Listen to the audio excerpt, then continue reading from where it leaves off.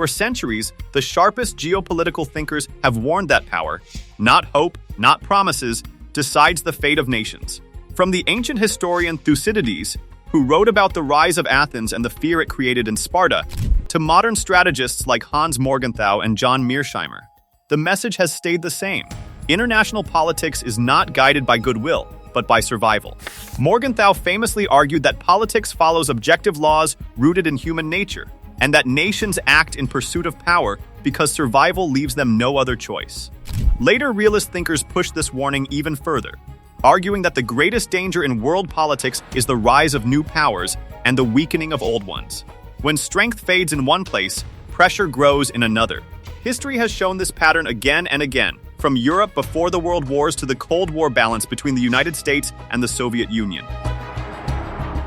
We must take immediate and resolute action. That old realist warning now returns in a modern form, centered on East Asia. For decades, American forward forces, bases, ships, missile defenses, and alliances have acted as a visible shield across the Western Pacific. Their presence did not eliminate rivalry, but it managed it. It kept pressure contained and prevented sudden shifts in power. But today, after heavy criticism of American security commitments in other regions and growing debates about overstretch, a dangerous question is quietly emerging. What happens if the United States pulls back from East Asia? Not just symbolically, but physically, reducing missile defenses, withdrawing naval assets, and stepping away from the frontline positions that have defined the region's balance for generations. In realist terms, the answer is rarely peace. The answer is usually pressure, competition, and a rapid search for new dominance. Primary realist question: what happens when a frontline state loses its patron? Cold War strategists once warned about the domino theory, the belief that when one frontline position weakens, pressure spreads step by step across a region. That warning was not only about ideology, it was about power gaps.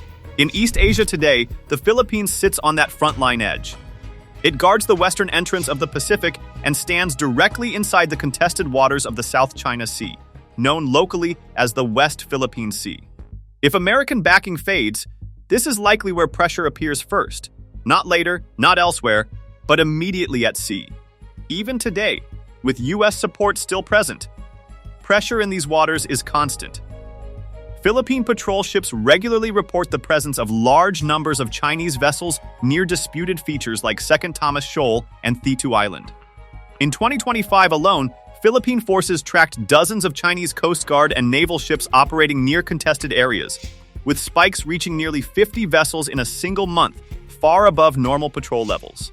At the same time, China's maritime militia, armed fishing fleets that operate like auxiliary naval forces, averaged around 241 vessels per day across disputed reefs in 2025, the highest level ever recorded. These numbers matter because presence itself becomes power. When ships stay in the same waters day after day, they slowly turn contested space into controlled space. Without American backing, the balance becomes sharply uneven. The Philippine Navy operates only a handful of modern surface warships, while China maintains one of the world's largest naval forces and a vast network of artificial island bases across the Spratly chain. That imbalance does not automatically lead to war, but it increases coercion. We already see examples of this pressure. In recent confrontations, Chinese vessels have blocked resupply missions to Philippine outposts, rammed smaller boats, and used aggressive maneuvering to force withdrawals. These actions fall into what strategists call gray zone warfare, conflict below the level of open war, but strong enough to wear down resistance. The stakes are not only military, they are economic and deeply practical. The waters of the West Philippine Sea hold fishing grounds that support thousands of coastal families, along with energy deposits believed to make up a major share of the Philippines' offshore hydrocarbons. If access becomes restricted, first occasionally, then permanently, the pressure moves from the Navy to the economy. Fishing boats stay ashore. Energy projects stall. Investors hesitate. Step by step, control shifts without a formal battle. In this sense, the Philippines becomes the first domino, not because it is weak, but because it sits closest to pressure. If American forces withdraw and that visible shield disappears, the immediate result is unlikely to be peace. It is more likely to be a steady tightening of control across disputed waters, starting with patrol zones, moving into resource areas, and eventually shaping political choices in Manila itself. And once the first front line begins to bend, the next phases of the regional chain reaction become far more likely.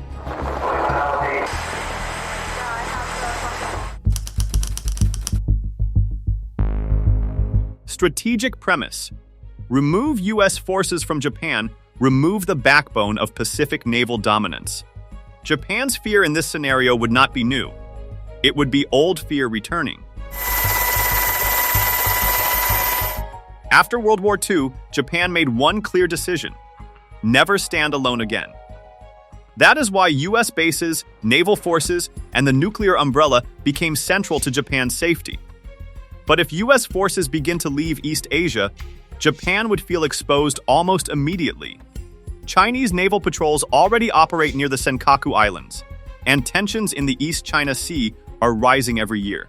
Japanese leaders today openly describe their security situation as the most dangerous since World War II, which shows that anxiety is already building even before any real withdrawal happens. Japan has already started preparing for a harder future. In fiscal year 2026, Japan approved a record defense budget of about $58 billion, the largest in its modern history. The country is investing in long-range strike missiles, stronger air defenses, and new naval capabilities. Tokyo is also moving toward defense, spending close to 2% of GDP, a level once considered politically difficult, but now widely accepted because of China's rapid military growth. If U.S. forces withdraw, this buildup would accelerate quickly. Japan would face pressure in the East China Sea, especially around disputed islands, and would lose the confidence that comes from the American nuclear umbrella. That loss alone would trigger serious national debate about whether Japan must build its own nuclear deterrent, a step that would change the entire balance of power in Asia. Strategic leaders like Yasuhiro Nakasone warned decades ago that alliances are not charity, they are survival tools. If that alliance weakens, fear replaces confidence. And when fear spreads in a powerful country like Japan, rearmament follows. The result would not be calm or stability. It would be an arms race, driven not by ambition alone, but by fear of isolation. And once Japan begins to rearm at full speed, the pressure would not stay limited to Japan, it would spread outward to the rest of the region. This is where deterrence collapses fastest. South Korea has always lived under pressure, but its safety has depended on one central belief: that the United States stands behind it. South Korea sits directly below North Korea, a state that has built its strategy around pressure, surprise, and escalation. North Korea today is estimated to possess around 70 to 90 nuclear warheads, along with long-range missiles capable of reaching targets across East Asia and beyond. Over the past few years, North Korea has repeatedly fired missiles into the sea near Japan and the Pacific, showing both capability and intent. These launches are not random acts. They are signals. Signals meant to remind South Korea that pressure can be applied at any time. If U.S. forces withdraw from South Korea, the psychological shock would be immediate. Deterrence would weaken not slowly, but almost overnight. North Korea would likely test that weakness with more missile launches, military drills near the border, and aggressive rhetoric. This follows a pattern that North Korean leader Kim Jong-un has used for years: create fear, push limits, and watch how others respond. At the same time, China benefits indirectly from this situation. A weaker US-South Korea alliance means more pressure on Seoul and more room for China to expand its influence across Northeast Asia. South Korea would then face pressure from two sides: North Korea directly at its border, and China as a powerful regional force shaping the wider balance. Faced with this double pressure, South Korea would have few comfortable choices. One likely response would be a sharp increase in military spending. South Korea already spends tens of billions of dollars each year on defense. But without the US security umbrella, spending could rise dramatically, possibly crossing $100 billion annually in the long term. More importantly, the national debate over nuclear weapons, would intensify. This debate has already appeared in public discussions in recent years, but a full U.S. withdrawal would push it to the center of national policy. And once South Korea begins to seriously consider nuclear weapons, the regional balance changes again. Faster, sharper, and more dangerous than before. This is the true strategic hinge. Not symbolic, not political, geographic. If earlier phases create pressure, Taiwan becomes the point where the whole balance can break. Since early this year, China has stepped up pressure in ways that look less like training and more like rehearsal. In March 2026, Chinese forces resumed large-scale activity around Taiwan after a short pause, sending 26 military aircraft and 7 naval vessels near the island in a single surge, forcing Taiwan to scramble fighters and activate defenses. At the same time, analysts reported that China has placed more than 200 converted fighter jets turned into attack drones at air bases facing Taiwan, designed to overwhelm air defenses in the early hours of a conflict. The pattern behind these moves is becoming clearer year by year. Chinese military exercises since 2024 and 2025 have practiced blockades, missile strikes, and control of sea routes, all aimed at isolating Taiwan from outside help. By early 2026, Taiwan itself began preparing for this threat by expanding air defense systems and strengthening its response planning, expecting that future pressure may come not as a sudden invasion, but as a tightening blockade. At the same time, regional anxiety has grown because ongoing global conflicts are pulling U.S. attention away, raising fears that China could use this distraction to increase pressure around Taiwan. If Taiwan falls, or even becomes isolated, the strategic map changes overnight. Taiwan produces roughly 60% of the world's semiconductors and about 90% of advanced chips, which power everything from phones to fighter jets. That makes Taiwan not just a military position, but an economic lifeline. If China controls Taiwan, it gains direct access into the wider Pacific and pushes its naval reach closer to places like Guam. Distance matters here. Taiwan sits roughly 2,700 kilometers from Guam, meaning control of this island gives China deeper reach than ever before. In simple terms, this is the turning point. Without Taiwan, China stops being just a regional power along its coast. It becomes a true ocean power, one that can move freely beyond the island barrier that has contained it for decades. If Taiwan becomes the hinge, the South China Sea becomes the prize. This is not just a military space, it is the economic highway of Asia. Around $5.3 trillion worth of trade moves through the South China Sea every year, and nearly 1/3 of global maritime energy shipments pass through these waters. That is why naval thinkers from Alfred Thayer Mahan to modern Asian strategists have repeated the same warning. The power that controls the sea controls the flow of wealth. China has already spent years building artificial islands, runways, radar stations, and missile sites across the Spratly and Paracel chains.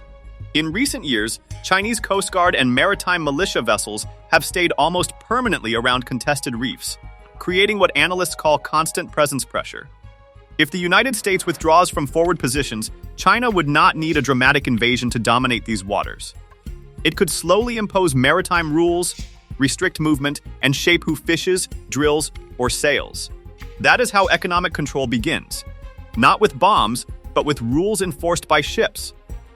Once control at sea tightens, the next crack appears in politics, especially across Southeast Asia. Without strong U.S. balancing power, regional countries would not openly resist. They would hedge. This pattern has been discussed for decades by leaders like Lee Kuan Yew, who warned that smaller Asian states survive by balancing major powers, not by confronting them alone. If the American shield weakens, countries like the Philippines may face pressure to accommodate demands at sea. Vietnam, which has resisted Chinese expansion in the past, could find itself increasingly isolated. Malaysia and others may drift quietly toward economic alignment with Beijing, not out of loyalty, but out of necessity. ASEAN as a group would struggle to maintain unity, because unity requires confidence, and confidence depends on outside balance. Without that balance, diplomacy weakens and neutrality begins to collapse under pressure. Beyond diplomacy lies the most dangerous long-term effect: the nuclear domino risk. For decades, the American nuclear umbrella allowed countries like Japan and South Korea to remain non-nuclear states. But once that umbrella weakens or disappears, fear spreads quickly. Japan has the technology and materials needed to build nuclear weapons if it chooses. South Korea has already seen growing public debate about nuclear deterrence, especially after repeated North Korean missile launches into surrounding waters. Taiwan, sitting directly under threat, would face similar pressure. This creates what strategists call a multi-nuclear Asia, a region where several states hold nuclear weapons at once. At first glance, this may sound like stronger deterrence, but in reality, it creates instability. More nuclear actors mean more chances for miscalculation, more pressure during crises, and more risk that a local clash turns into something far larger. All of these pressures, maritime, political, nuclear, lead toward one final outcome: regional primacy shaped not by sudden conquest, but by steady dominance. Today's nuclear weapons have far greater destructive power. They can kill millions and would impact the climate catastrophically. A nuclear war could destroy our civilization. We are living in the 21st century. I am deeply concerned. At this time, now big powers are now talking about the use of nuclear weapons. If U.S. forces withdraw across East Asia, China does not need to fight every battle. It needs only to remain present, stronger, and more persistent than its neighbors. Over time, naval patrols become routine. Economic rules begin to favor Chinese interests. Smaller states adjust their policies to avoid confrontation. This is the classic realist pattern described by thinkers from Hans Morgenthau to John Mearsheimer: power respected, weakness tested. The system does not collapse in one dramatic moment. It shifts slowly, step by step, until the balance clearly favors one dominant power. That is why forward presence has never been charity. It has always been strategy. It signals commitment, capability, and credibility all at once. Remove that presence, and the regional system resets, not toward peace, but toward competition under imbalance. And in the end, the question is not whether China rises. China is already rising. The real question is how fast the balance begins to collapse once the visible shield disappears.